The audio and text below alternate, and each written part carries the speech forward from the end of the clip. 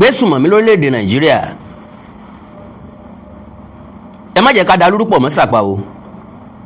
Boko ó yàtọ̀ sí bandi.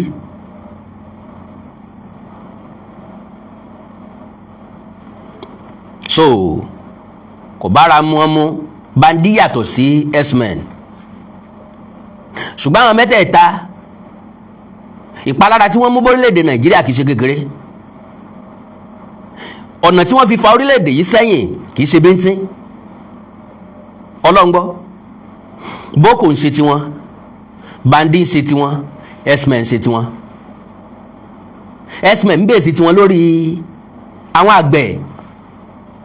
Wọn ò jẹ́ ká gbé oroko, wọn ò jẹ́ ká gbé oroko dé.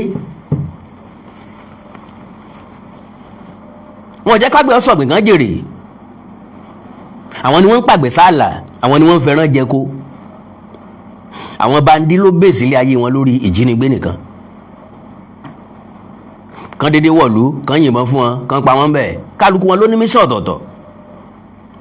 Àwọn Boko àwọn ni àwọn lágbára jù.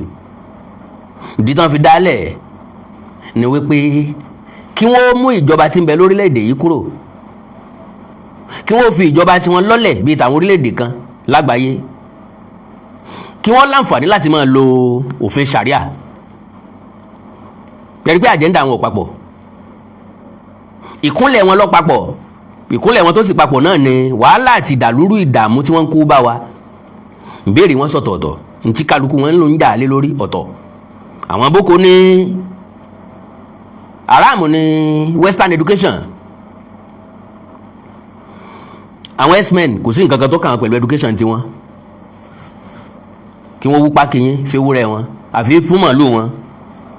Bẹ́ẹ̀ bá sì bá wọn bẹ̀, God bless you Mr. K. Bossman, God bless you sir. Bẹ́ẹ̀ bá sì bá wọn bẹ̀ kí wọ́n fa idà tàbí àdáyọ tàbí kí wọ́n yin olúwa rẹ̀ níbọn níbi tí wọ́n lè dé. Kò ní wọ́n lára, kò sì cost wọn lẹ́nìtìn láti pọmọ pàyàwó, láti fagídí bá obìnrin èèyàn lò pọ̀ nínú oko. Àbùkù àti àkùdé táwọn mú bá Nàìjíríà ni ó jẹ tọ́ wọn.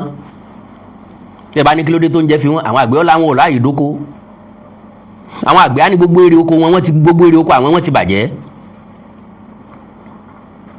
So àwọn bandi àwọn ní kì í sọmọ Nàìjíríà.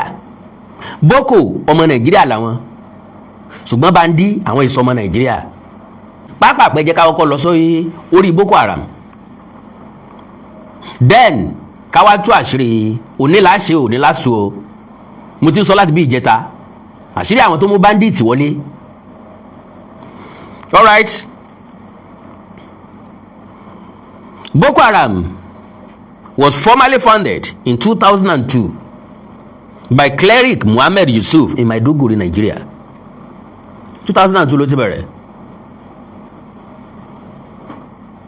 Mission wọn ni mo sọ yẹn, ajagun ẹ̀sìn làwọn, jihadi ni wọ́n fẹ́ ṣe. Mission wọn yàtọ̀.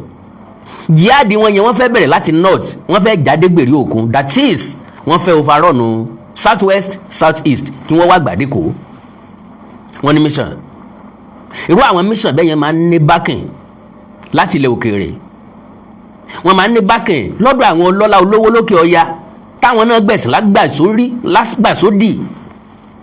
Tọ́jẹ́ pé ìsìn ọ̀kọ́kú ni wọ́n, kò sí nǹkan tí wọ́n ò lè ṣe lórí ọ̀rọ̀ ẹ̀sìn láti jẹ́ kí gbogbo ayé ó di ẹlẹ́sìn kan.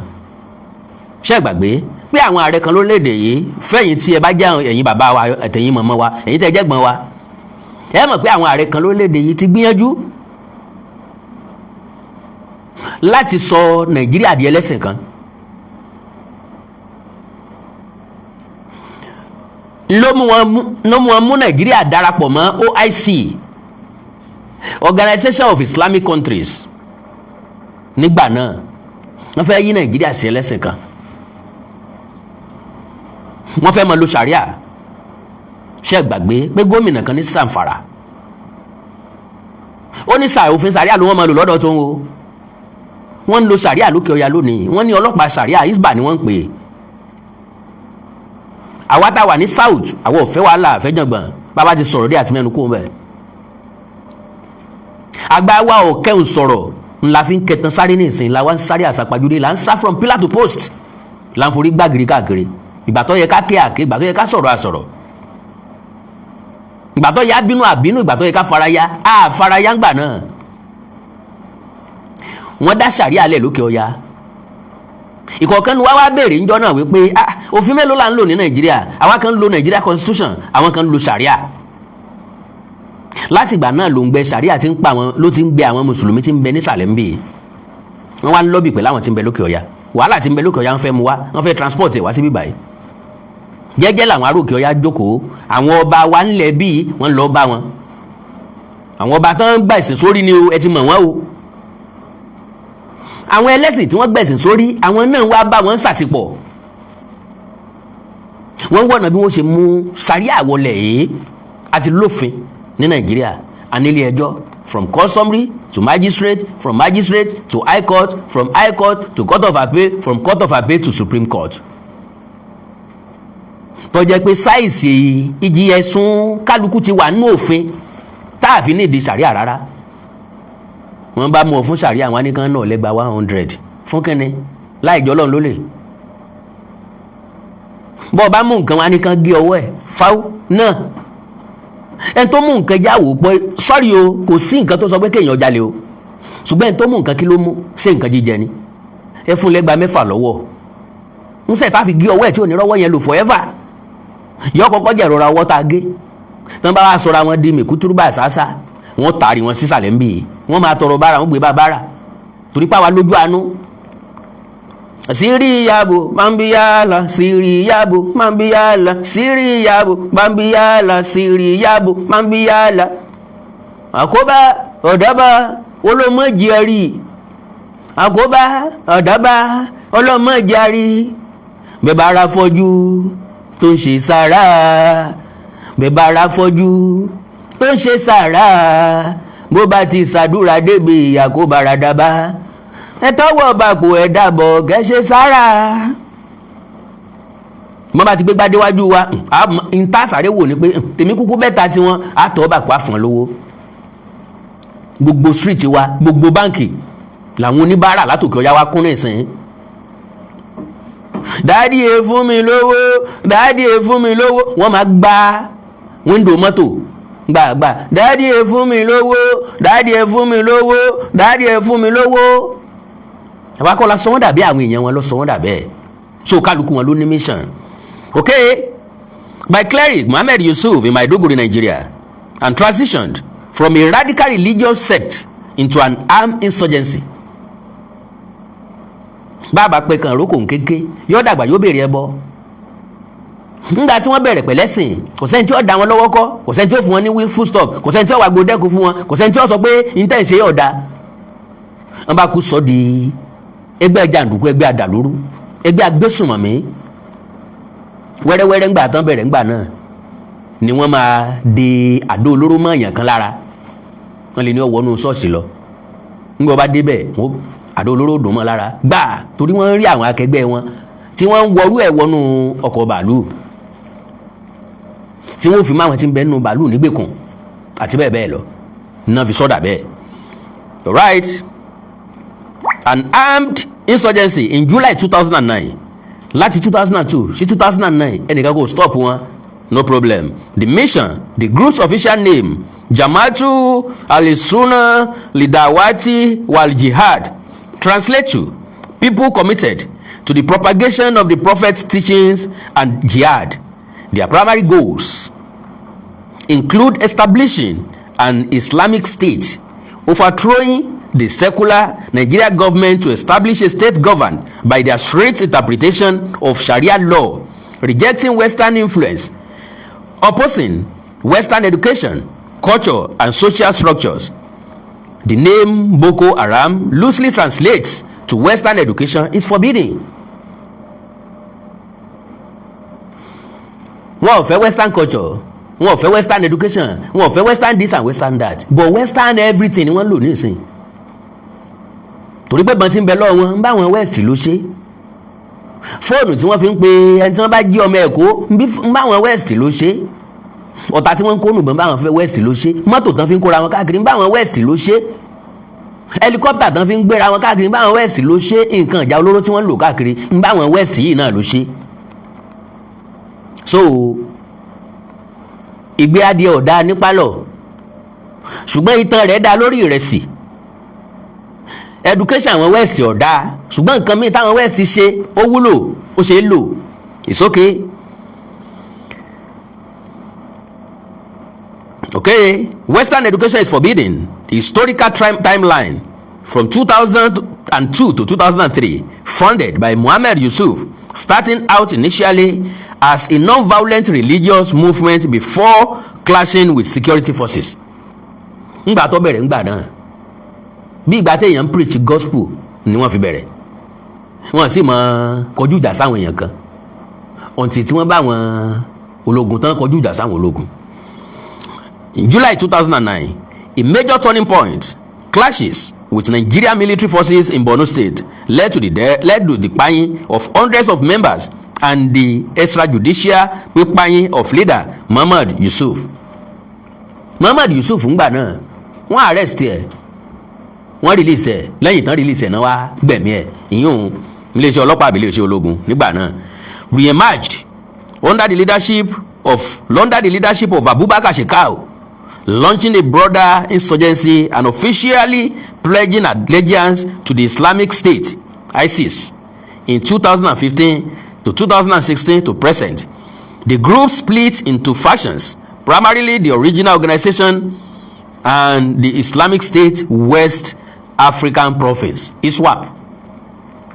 Wọ́n pín sí méjì ńlọ́fà táwọn méjèèjì fi ń bára wọn jà, leading to years of ongoing conflict and regional instability in the Lake Chad Basin. That is Boko Haram. Báwo wá làwọn bandits ṣe wọlé? Yọ́yà ilẹ̀ nù pọ̀. Ẹ má jẹ́ lu àmì fàágùn. Okay now. Mọ̀ ń bọ̀ o.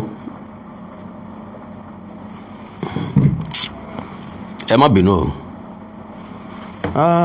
Okay now. Ẹ má bínú, ẹ foríjì mi o.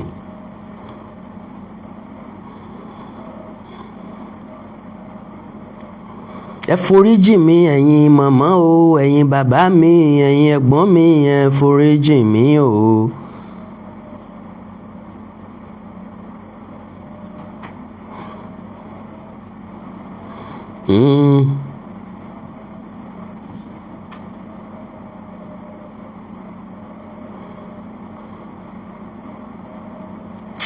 Oh my God. Okay. Ẹ má bínú o.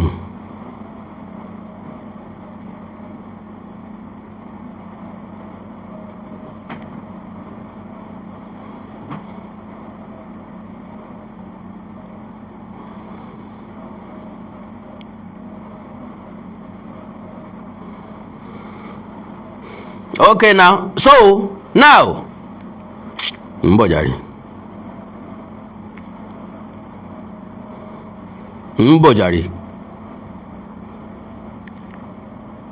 Now pápápá jẹ́ kí n sáré sọ ọ̀rọ̀ kékeré kan. Ó ní pé fáfáni ẹ̀yin tẹ́ ń wò mí, mo ní mọ́tò mẹ́ta tí mo fẹ́ tà.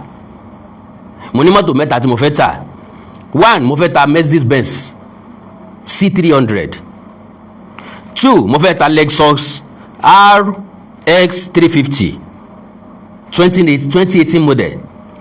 Fẹ́ ta Toyota Corolla Sport 2016 model. So serious buyer ni kó pè mí o. Corolla bẹ̀ tó kúnbọ̀ ní gbogbo ẹ̀ tó kúnbọ̀ mẹ́ta wọ́n ẹ̀ṣẹ̀ dé ni. Corolla bẹ̀ mo máa fi lẹ́yìn lẹ̀ ní 14 million naira. Lexus yẹn máa fi lẹ̀ ní 45 million naira. Ṣé wá rí Benz bẹ̀ normally 24 million naira ló yẹ kí n tà á, ṣùgbọ́n tí n bá rẹ̀ tí ó fún mi ní 18 million naira máa gbé lẹ̀. Ẹ má gbàgbé o, Benz kan, Lexus RS 350 kan àti Toyota Corolla Sport kan. So ẹni tó bá ní interest nínú ẹ pè mí lẹ́yìn ètò sórí nọ́mbà yìí +234 904 851 9362 +234 904 851 9362. God bless you. Now bó wá ní bandit ṣe bẹ̀rẹ̀, mo bá kíní ìpàdé lọ́dún 2018 or 2019 ní tí wọ́n jẹ́ kó yé wa ni pé according to allegedly wípé Nuhu Ribadu òun náà mọ̀ nípa ẹ̀, El-Rufai ó mọ̀ nípa ẹ̀, ṣùgbọ́n Muhammadu Buhari gangan ni orchestrator, ó ní initiator, òun gangan ló sọ fáwọn èèyàn yìí pé ó nílò àwọn tí ó bóun gbàjọba Nàìjíríà pẹ̀lú jàǹdùkú. tẹ́ bá rántí ńgbà tájagun fẹ̀yìntì Muhammadu Buhari tó kọ́kọ́ lose election gbàm, òkú tó sùn ọmọ níwọ̀nba, ọdún náà ni wọ́n pa àwọn kọ́pà, ọmọ gbọ̀ngàn wà náà kọ́pà tán pa tán gbókùn wọn wálé ńgbà náà. ṣé ẹ ti rántí wọ́n dáná sun mọ́tò, wọ́n bá rí mọ́tò ọlọ́pàá wọ́n dáná sun, wọ́n bá rí police station wọ́n dáná sun, anything tó bá rọ̀ mọ́ security forces ni wọ́n ń kọjú ìbọn sí tán bá jàǹgbà náà. so lẹ́yìn ìgbà náà ló wá wò pé outside machinery yóò ṣiṣẹ́ dáadáa ju àwọn tí ń bẹ́ńlẹ̀ lọ. ẹ já gbọ́, bandi were created by General Muhammadu Buhari retired to oust Jonathan. It all started in April 2014. ẹ̀ẹ́dẹ̀ wá rí i pé ó jọra eégún àtiró wọlé èèyàn àtiró jáde, ẹ rí i pé kò sátà dànù ń bẹ̀, ṣùgbọ́n ká pè ní allegedly torí orúkọ àwọn tó wà ń bẹ̀. Now, it all started in April 2014 when Muhammadu Buhari assembled his ardent supporters, promoters, and strategists to determine how to remove President Goodluck Jonathan. Prominent amongst them were El-Rufai, Gen Dambazo retired, pẹ̀lú àwọn kan. ẹ ṣáà ti gbọ́ pé Buhari ò ní interest nínú òṣèlú. àwọn Bala Muhammed ni wọ́n lọ pé ni wọ́n lọ persuade ẹ̀ ni wọ́n lọ bẹ́ẹ̀ ìwọ nìkan la lè lò, ìwọ ló tó ṣe iṣẹ́. torí pé ńjọ́ ogun bá lè láàrin alágídí ọmọ, everybody ló dá alágídí ọmọ mọ̀. gbogbo ẹ̀yin tẹ́ ń wò mí nísìnyí ẹ mọ páàtì tẹ́ ti mọ̀ pé Awíkóńkó ni. wọ́n á sọ̀rọ̀ jàǹgbọ̀ngbẹ́ nìkan kò ní tìjú ẹnìkan àbí kò bẹ̀rù ẹnìkan, wọ́n ní Awíkóńkó ni ẹ sọ fún, Awíkóńkó ni ẹ sọ fún. So now a decision was reached to consult Miyetti Allah Cattle Breeders Association for assistance to boot Jonathan Goodluck out of office. èmi àtẹ̀yìn mọ̀ dáadáa pé ariwo Miyetti Allah ló gbalẹ̀ gbàlúgbalẹ̀ tẹ́lẹ̀tẹ́lẹ̀. kí ló máa ariwo wọn rọlẹ̀ nígbà tí wọ́n arrest olórí wọn tí wọ́n sọ sẹ́wọ̀n. ṣé gbàgbé àwọn Miyetti Allah béèrè $1 billion lọ́wọ́ Buhari ńgbà náà. He settled them with $500 million. ṣé gbàgbé ẹ fi mọ̀ wípé ó ṣe wẹ́kú àti ló tẹsẹ̀ bọ́ kọ̀ǹkọ̀ sọ, ó ṣe wẹ́kú bíi mẹ́ẹ̀lì ọdẹ òmu, mẹ́ẹ̀lì kẹfà parí sílẹ̀ olóyè ẹ̀kẹfà. So wọ́n gbé alága Miyetti Allah was engaged to bring in foreign machineries, torí pé àwọn tí wọ́n ń daran ni wọ́n lè daran láti ìlú kan yọ sí ìlú kan. àwọn náà ń daran láti Nàìjíríà lọ sí Niger, daran láti Niger wọ Nàìjíríà, daran láti Nàìjíríà wọ Chad, daran láti Chad wọ Nàìjíríà.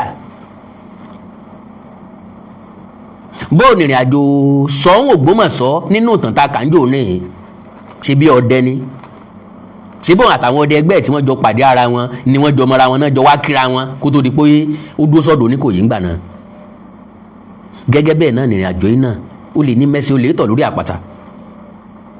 àwọn ti Nàìjíríà ni ó fi wẹ́lọ̀ lọ́dọ̀ àwọn ti Chad. àwọn ti Chad ni ó bá wọn sọ pé àwọn ará Mali wá sọ́dọ̀ wa àbá ń pè wọ́n àbá ń bá wọn sọ̀rọ̀. wọ́n negotiate pẹ̀lú wọn, wọ́n sọ iye tí wọ́n mọ̀ gbà lóṣooṣù fún wọn. àwọn ò dẹ̀ ríru owó bẹ́ẹ̀ rí náà sọ fún ìyàwó àtọmọ pé àwọn ń lọ jagun, àwọn ọmọ fowó ránṣẹ́ sí ẹ̀yin ẹ sáà jẹ́ kẹ́ mọ́ mú kẹ́ mọ́ yìnbọn dì. ìgbà tá a bá fi dé àdè tẹrùtẹrù ni abuké wọ̀lú tẹrùtẹrù àdè towótowó ńlá wọ́n ti calculate. Jonathan tán wá torí ẹ̀ padì ẹ̀ tán fẹ́ fo torí ẹ̀ fagbọn òun ò dúró, kò jẹ́ kán ka rìsọ́ọ̀tì tán tó yẹ congratulate Buhari, ó ti mọ tí ń bẹ́ ńlẹ̀. bàbá ní asagídí nìsín ìṣẹ́jú mélòó gbogbo agbára ń bẹ lọ́wọ́ president ń bẹ lórí àlééfà, ó lè sọ pé àwọn kanṣu bò. INEC ó jáde nìsín pé màgòmágó wà lórí election yẹn, màgòmágó wà lórí àwọn tó dìbò, so a kanṣu ẹ̀ á kéde àsìkò àtúndì dìbò, kò sẹ́ni tí ó ṣe nǹkan kan. wọ́n kó àwọn sọ́jà ta nìsín ẹ̀ ń bá dún pínpín wọn ni ẹ gbé. so consequently The national chairman of Miyetti Allah was engaged to bring in foreign machineries. Within a month, 2,000 Fulani fighters were brought in from Mali, Senegal, Niger Republic, Chad, Libya, to name but a few. But it's àwọn jọ káàkiri nu. Further 4,000 fighters were stationed in Niger and Chad on standby. Wọ́n kó 3,000 wọlé.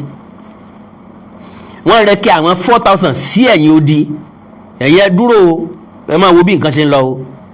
So tágbára àwọn ilé ọ̀bá ká ẹ̀yẹ wọlé nígbà báyìí. Wọ́n ti múra lẹ̀, wọ́n ti dira lẹ̀. Bá a ṣe yọ́ sólà yọ́ gbọ́ gbogbo ẹ̀ ni Jonathan gbọ́ àtàwọn tí ń bẹ ń jọba. Àwa gan ti mọ̀ pé wàhálà ó ṣẹlẹ̀. Òkú ó sùn sọ wá yẹ kókò ó sùn torí pé èèyàn ó dìbò ìbí ọdún mẹ́jọ náà ló ti ṣe tó ti lọ yìí. Káná fàjọ̀gbọ́n gbà yẹn ká ní Goodluck gbéjọba lẹ̀ wọ́ọ́rọ́wọ́ bí wọ́n ṣe máa jà nìyẹn tí wọ́n fi ba gbogbo ẹ̀ jẹ́. So 4,000 bẹ lẹ́yìn odi ní Chad wọ́n mẹ̀lẹ́ ń bẹ̀ síbẹ̀ wọ́n pẹ̀pẹ́ wọ́n kàn ń jẹun lásán. Buhari gangan ò lówó lọ́wọ́ tó pọ̀ o. Àwọn ilé ní kúwọ̀ ẹran Àjàyí àwọn àyànmọ́pin ẹran Olúgbòde wọ̀nyí lọ dáwùjọ. Wọ́n sá mọ̀ pé tí Buhari bá ti wọlé àwọn gbowó àwọn padà. So 4,000 fighters were stationed in Niger and Chad on standby. On arrival, they were assembled in Kaduna under the sponsorship of El-Rufai, allegedly under the sponsorship of El-Rufai, and were addressed by various northern leaders, including the Sultan of Soko, General Muhammadu Atokore, etc. Nígbà tí wọ́n dé Kaduna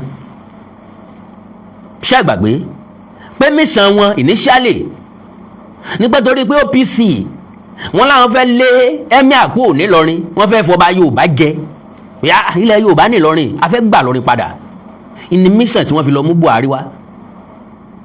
Wọ́n ti wá wò wípé àwọn ọmọ táwọn nílé ò ní lè ṣiṣẹ́ yẹn àwọn alágbára tí ń bẹ lẹ́yìn odi táwọn sanwó fún ni káwọn lọ gbé wá àwọn èsì ọ̀kọ́ kú tó jẹ́ pé ìjà náà wá jà tí wọn àwọn ò ní fámìlì wọn ò dẹ̀ mọ̀ yẹn kankan. Gbogbo àwọn tọ́jà gbàgbà ńlẹ̀ lókè ọ̀yà lọ́hùn wọ́n àdírẹ́sì àwọn pípù yẹn because nígbà tí àwọn pípù yìí fẹ́ bẹ̀rẹ̀ sí ní jà èmi àtẹ̀yìn mọ̀ wípé El-Rufai ni wọ́n kọ́kọ́ kọjú ìjà sí. Kaduna wọ́n ti kọ́kọ́ ń jiyàn gbé Kaduna wọ́n ti kọ́kọ́ ń pààyàn wọ́n á pààyàn lọ rẹpẹtẹ wọ́n á jiyàn gbé rẹpẹtẹ. El-Rufai bẹ̀ wọ́n dáhùn létà náà wá sọ pé kán sẹ́tù àwọn pátápátá kán fáwọn $1 billion nígbà tó wó níyì. El-Rufai tán bá pe Buhari nígbà náà Buhari ò pì kọ́ wọn mọ́ ibi wá bẹ̀rẹ̀ sí pa wọ́n. Ntọ́ sọ wọ́n di tẹ́rọ gangan nu o tán fi wá ń tẹ́rọ wá káàkiri náà fi fọ́n sínú igbó ní tí wọ́n jẹ náà kọ́kọ́ wá ń gbà náà. Àwọn olórí burúkú ẹran ìbọn yìí ló kún wọn wá sí wa lọ́rùn ẹ máa gbọ́. Specifically, General Buhari in his address told the fighters that, and I quote, "The British handed Nigeria over to us, the Fulanis at independence. The land, Nigeria, belongs to us. We must reclaim what belongs to us." He added that at the event that Jonathan Goodluck won the election, the Fulani machinery must fight until they regain control of the country. He assured them that the Nigeria army was behind them. Ṣé wọ́n ní gbàgbọ́? Former military head of state ni. Hausa Fulani dẹ̀ níyàn rẹpẹtẹ nínú sọ́jà lásìkò gbà náà. Wọ́n níyàn lásán ló nínú sọ́jà lásìkò gbà. Wọ́n láwọn top officials nínú sọ́jà ń gbà náà. Wọ́n wá ní retire military head of state rẹpẹtẹ ńlẹ̀. Àwọn nìkan náà wọ́n ní Yakubu Gowon. Àwọn nìkan náà ní Ibrahim Badamasi Babangida. Àwọn nìkan náà wọ́n ní Abubakar Abdulsalami. Àwọn nìkan náà wọ́n tún ní Buhari. Former head of state ní gbogbo wọn. So gbogbo àwọn tí mo kà á lẹ̀ ni wọ́n ní loyalist nínú iṣẹ́ sọ́jà. Quote me anywhere. Gbogbo wọn wọ́n ní loyalist tí wọ́n lè pè pé bá ti fẹ́ ṣe nǹkan lélẹ̀ tí wọ́n dẹ̀ sí bọ́n ṣe sọ pé kán ṣe tàbí bọ́n ṣe fẹ́. Ká tó wá sọ pàgbàrí jọ mẹ́rẹ̀ẹ̀rin o kí wọ́n wá sọ pé wọ́n wá loyalist tí nínú iṣẹ́ sọ́jà. Sáwọn tí wọ́n promote tó jẹ́ pé àwọn náà promote wọn ni àbáwọn tó jẹ́ pé àwọn ló pè wọ́n kán wá jẹun. Wọ́n gbọ́dọ̀ sí wọn lẹ́nu fa. So ó ti sọ fún ọ wípé iléeṣẹ́ ológun ń bẹ lẹ́yìn wọn reality dẹ̀ ni. Ṣé iléeṣẹ́ ológun sáwọn iléeṣẹ́ ológun gbọ́dọ̀ sí Jonathan lẹ́nu gbà yẹn èmi àtẹ̀yìn lè testify ẹ̀yin gẹ̀ testify sí tó bá jẹ́rọ̀ ọmọ pa. Àjọ wà láyé àdèmọ́ ti ń lọ ṣé wọ́n gbọ́dọ̀ sí Jonathan lẹ́nu? Tìbí wọ́n kàn gbowó Jonathan wọ́n kàn ń ṣe tiwọn ni ṣebí lára ẹ̀ ní pé kán ra nǹkan ìjà ogun $2.6 billion àbí 2 point kíni tó rà ń gbé $2.9 billion àbí nǹkan tí wọ́n pín láàrin ara wọn kí n good luck ṣe fún wọn èyí tó bá jẹ́ Bọ́lá Tinubu ni kò ní arrest gbogbo wọn ní wá jẹ́jọ́. So the mercenaries received initial training from the commandant of the Nigeria Defence Academy (NDA) and were sent to 6 camps in Ekiti State, Benue State, Katsina State, Kaduna State, Zamfara State and Borno State. Reality lọ́gbọ̀n bí wọ́n ṣe pín wọn káàkiri ńgbà náà nù helicopter wọn fi ń gbóúnjẹ wọn wá oúnjẹ tí wọ́n jẹ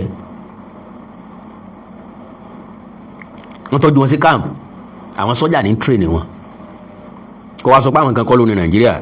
In the camps, brand new pickup trucks, generators, etc. were provided for them. Nigeria Air Force helicopters were used to provide them essential supplies like food, water, drinks, and even arms and ammunition. Evidently, Jonathan Goodluck lost the election in 2015 through a well-orchestrated election organized by INEC under a Fulani chairman. Tọ́n bá di president wo lọ́gbọ́n jù ń sọ pé Jonathan, tọ́n bá sọ pé president wo lọ́gọ̀ jù ń pè Jonathan. Jonathan lẹ́ni tí ń bẹ nílé ìjọba tí wọ́n introduce èèyàn sí pé kó fi ṣe INEC chairman tó ń gángan ọ̀dẹ̀ tó ń tọ̀ mọ̀ tí ò rírí tó dé accept. Wọ́n ti parí iṣẹ́ ní Jẹ̀gá bá jẹ̀gá ẹ̀ Jẹ̀gá jẹ́ àga Jonathan dànù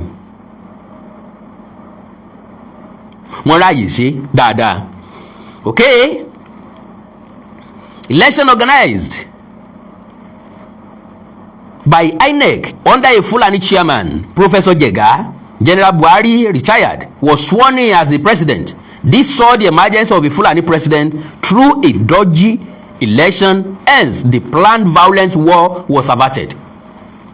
Gbogbo tí wọ́n ti múra lẹ̀ pé àwọn ọjà àwọn sọgbódìlẹ̀ àwọn sọgbẹ́dìgbòrò àwọn fàjàngbọ̀n ìjàngbọ̀n wá ṣe é fà mọ́ because ẹni tí wọ́n rò pé yọjà kọjá ó gbé ilẹ̀ wọ́ọ́rọ́wọ́ ó accept defeat ó congratulate winner.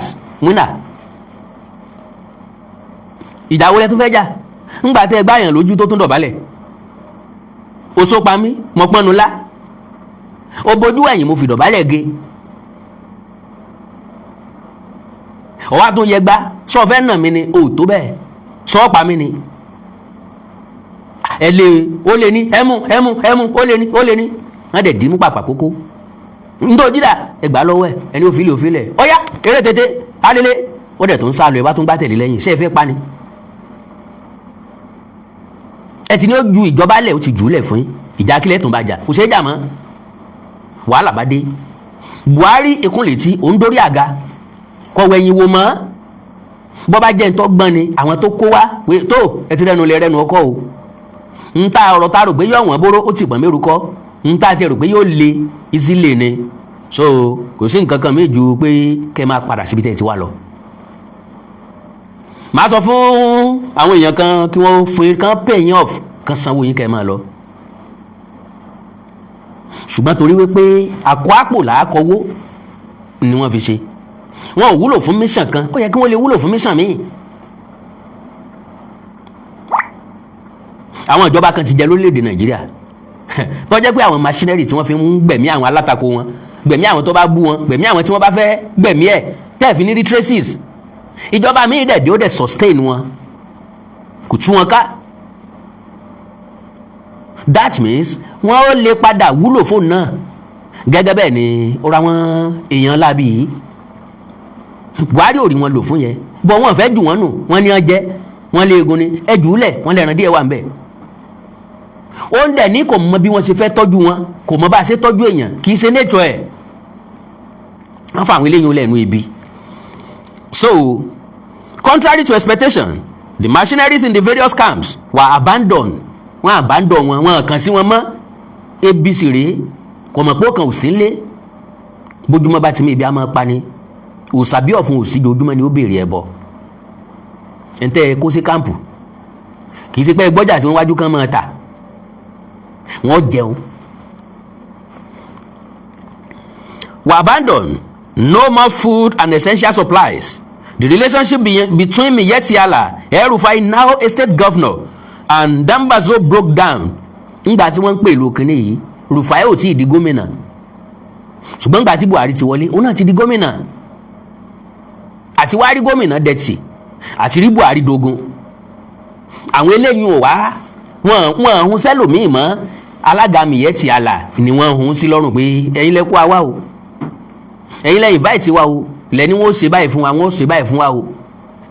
Ńlá wa lẹ́ta wa stranded sáà ní jẹun. Agbára Miyetti Allah nìkan wa káàyàn 4,000 láti jẹ àbí 3,000 láti jẹun bí. Àwọn 4,000 tán fi sí Chad sáwọn náà ò ní jẹun ni. That's 7,000 people. Ẹ jẹ́ àjọ jókòó wò ó. Ká sọ pé 100,000 naira wọn láwọn mọ̀ fún ọ lóṣooṣù. Ẹ bá ń ṣí ẹ wo iye tó jẹ́. Àbí ká sọ pé 100,000 náà fẹ́ mọ̀ fún ọ. So, El-Rufai arrogantly declared that they were not needed anymore and they should go back. Exactly bó ṣe ṣẹlẹ̀ nu.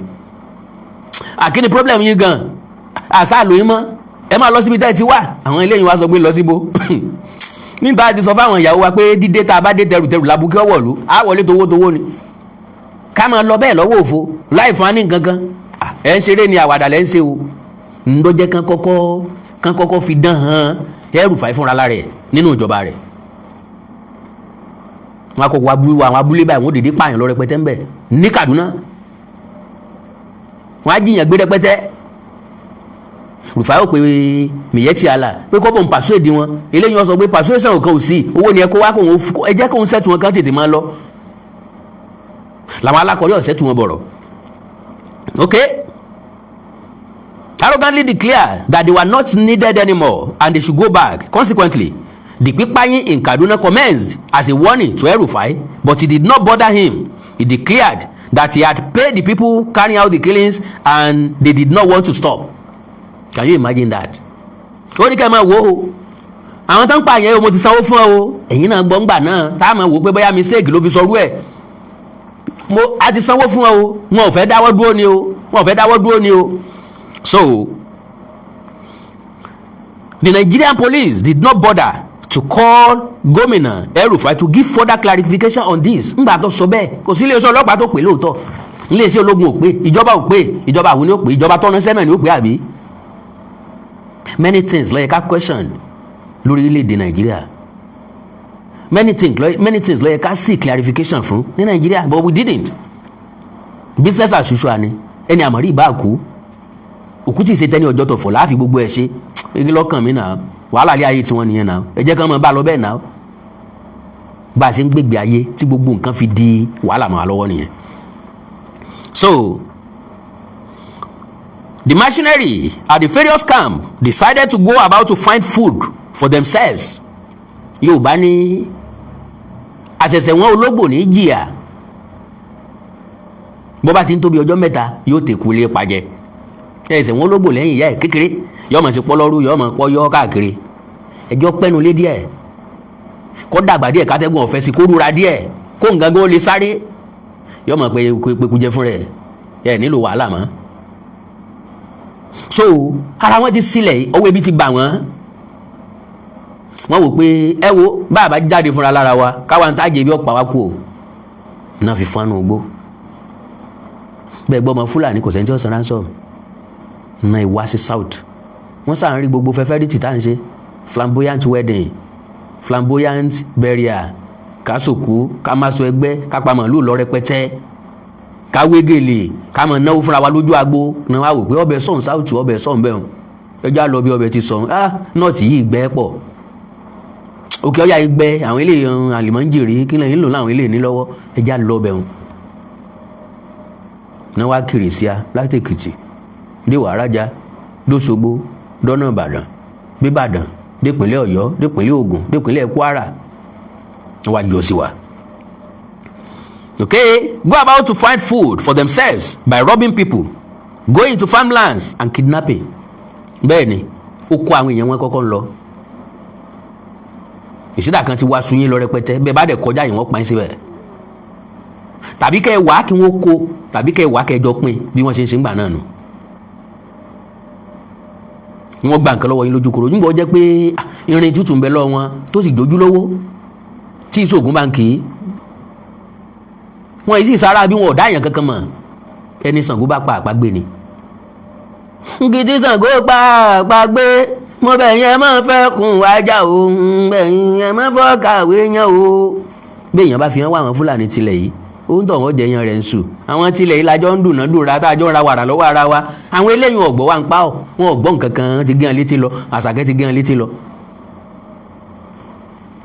So now robbing people, going into farmlands and kidnapping, Miyetti Allah made several efforts to contact El-Rufai and Dambazo to appeal to them to provide money to return these fighters to where they came from. All efforts proved abortive. The mercenaries at this point vacated their organized camp and took to crime. làwọn eléyìí wá ń ra hello ẹlẹ́gbẹ́ ẹ́lí kò dáhùn ẹ wo ẹ má yẹ nìkan kan lẹ́nu wọn jáde ẹ má yọ wọn lẹ́nu wọn àwa láti ṣe ní màá ti ṣe àárẹ̀ àmọ́ báyìí fẹ́ ṣe nǹkan ẹ wo ṣùgbọ́n ẹ pè wá wà ní dánilóhùn ẹ bẹ̀ wá ti ànígbọ́ o.